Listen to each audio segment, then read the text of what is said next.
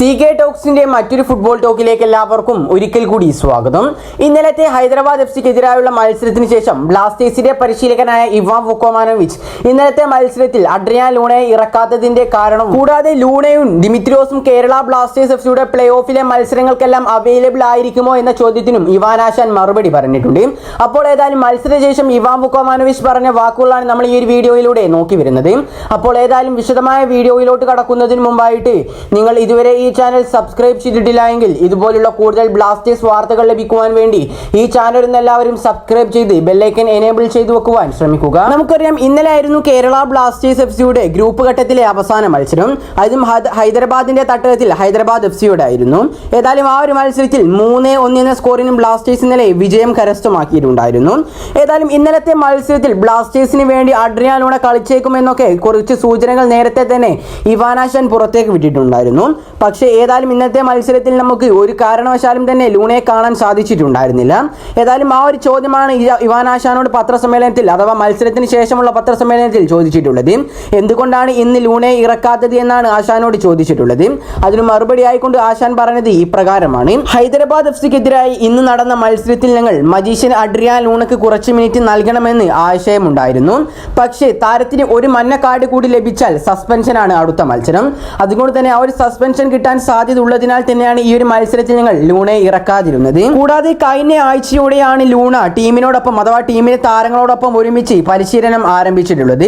നീണ്ട 4.5 മാസത്തെ ഇടവേളയ്ക്ക് ശേഷമാണ് അവൻ ഞങ്ങളുമായി ഒന്ന് ഇണങ്ങിച്ചേരുന്നത്. അതുകൊണ്ട് തന്നെ അവന്റെ കാര്യത്തിൽ ഞങ്ങൾ വളരെയധികം ശ്രദ്ധ ചെലുത്തേണ്ടതുണ്ട്. ഏതായാലും ഈ വാക്കുകളെല്ലാമാണ് ലൂണയെ എന്തുകൊണ്ട് ഇന്നലത്തെ മത്സരത്തിൽ കളിപ്പിച്ചിട്ടില്ല എന്ന ചോദ്യത്തിന് ബ്ലാസ്റ്റേഴ്സിന്റെ പരിശീലകനായ ഇവാൻ വുക്കോമാനോവിച്ച് മറുപടിയായി പറഞ്ഞിട്ടുള്ളത്. നമുക്കറിയാം പ്ലേ ഓഫിലേക്ക് വേണ്ടിയിട്ട് കേരള ബ്ലാസ്റ്റേഴ്സ് എഫ്സി ഇപ്പോൾ തന്നെ വമ്പൻ ഒരുക്കങ്ങളാണ് നടത്തിക്കൊണ്ടിരിക്കുന്നത്. ഇതിനോടനുബന്ധിച്ച് തന്നെ ഇന്നലത്തെ മത്സരത്തിന് ശേഷം ബ്ലാസ്റ്റേഴ്സ് പരിശീലകനായ ഇവാൻ ആശാനോട് ഒരു ചോദ്യം ചോദിച്ചിട്ടുണ്ടായിരുന്നു.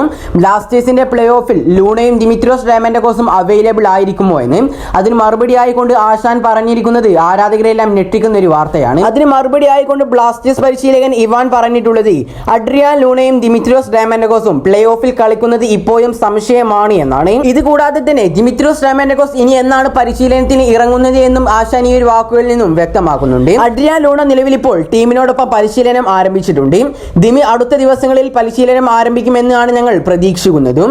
ഏതായാലും ഏപ്രിൽ 19 ഒഡീഷയാണ് കേരള ബ്ലാസ്റ്റേഴ്സ് എഫ്സി പ്ലേ ഓഫിൽ ആദ്യം തന്നെ നേരിടേണ്ടത്. പക്ഷേ എന്നിരുന്നാൽ കൂടി അഡ്രിയാൻ ലൂണയും ഗ്രീക്ക് സ്ട്രൈക്കറായ ദിമിത്രിയോസ് ഡയമൻഡോസും പ്ലേ ഓഫിന് ഉണ്ടാകുമോ എന്നത് ഇപ്പോഴും ഒരു ചോദ്യം ചിഹ്നം മാത്രമായി നിൽക്കുകയാണ്. അവിടെ ഈ കാര്യങ്ങളെല്ലാമാണ് അഡ്രിയാൻ ലൂണയും ഗ്രീക്ക് സ്ട്രൈക്കറായ ദിമിത്രിയോസ് ഡയമൻഡോസും ബ്ലാസ്റ്റേഴ്സിന് വേണ്ടി പ്ലേ ഓഫിൽ കളിക്കുമോ എന്ന ചോദ്യത്തിന് ബ്ലാസ്റ്റേഴ്സിന്റെ പരിശീലകൻ ഇവാൻ വുക്കോമാനോവിച്ച് മറുപടിയായി പറഞ്ഞിട്ടുള്ളത്. ഏതായാലും ഇന്നലത്തെ മത്സരത്തിൽ കേരള ബ്ലാസ്റ്റേഴ്സ് എഫ്സിക്ക് വേണ്ടിയിട്ട് സൂപ്പർ താരങ്ങളായ അഥവാ ജാപ്പനീസ് സൂപ്പർ താരമായ ഡൈസുകെ സക്കായും കൂടാതെ തന്നെ ലക്ഷദ്വീപുകാരനായ മുഹമ്മദ് ഐമനും കൂടാതെ തന്നെ മലയാളി സൂപ്പർ താരമായ നിഹാൽ സുധീഷും ഗോൾ നേടിയിട്ടുണ്ടായിരുന്നു.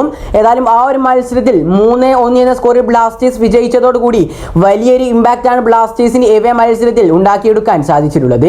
കാരണം കുറെ കാലമായി കേരള ബ്ലാസ്റ്റേഴ്സ് എഫ്സി എവേ മത്സരങ്ങളെല്ലാം വിജയിച്ചിട്ട് അതുകൊണ്ട് തന്നെ കഴിഞ്ഞ മത്സരം അഥവാ ഇന്നലത്തെ മത്സരത്തിൽ കേരള ബ്ലാസ്റ്റേഴ്സ് എഫ്സി വിജയിച്ചതോടുകൂടി ബ്ലാസ്റ്റേഴ്സിന് അതൊരു പോസിറ്റീവ് എനർജി കൂടിയാണ് പ്ലേ ഓഫിലേക്ക് കടക്കുമ്പോൾ. ഏതായാലും ഇതിനെല്ലാം കുറിച്ചുള്ള നിങ്ങളുടെ അഭിപ്രായങ്ങൾ നിങ്ങൾ കമന്റായി രേഖപ്പെടുത്തുക. ഈ ഒരു വീഡിയോ ഇവിടെ വെച്ച് അവസാനിപ്പിക്കുന്നു. കൂടുതൽ ISL-നെ കുറിച്ചും കേരള ബ്ലാസ്റ്റേഴ്സിനെ കുറിച്ചുമുള്ള അപ്ഡേറ്റുകൾ ലഭിക്കുവാൻ വേണ്ടി ഈ ചാനൽ എല്ലാവരും സബ്സ്ക്രൈബ് ചെയ്ത് ബെല്ലൈക്കൻ എനേബിൾ ചെയ്തു വെക്കുവാൻ ശ്രമിക്കുക. അപ്പോൾ അടുത്തൊരു അപ്ഡേറ്റുമായി വീണ്ടും വരാം. Good bye.